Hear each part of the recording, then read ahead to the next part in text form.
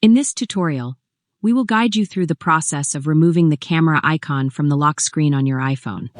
Although the camera on the lock screen is very useful for quickly taking photos, you may want to remove this option for various reasons, either for more privacy, greater focus on other phone functions, or simply to have a cleaner, minimalist screen appearance. So here's what you need to do. First, go to your phone's home screen, find the Settings app, and open it.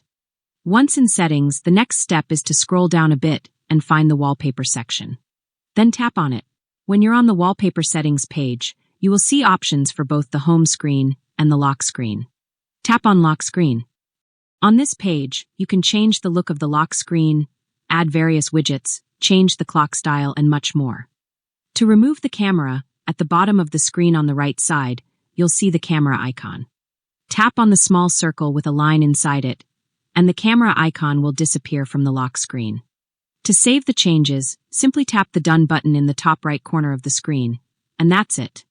After doing this, when you lock your screen, you'll notice that the camera icon is no longer present on the lock screen, successfully customizing your iPhone's appearance to your liking. And that would be the end of this video.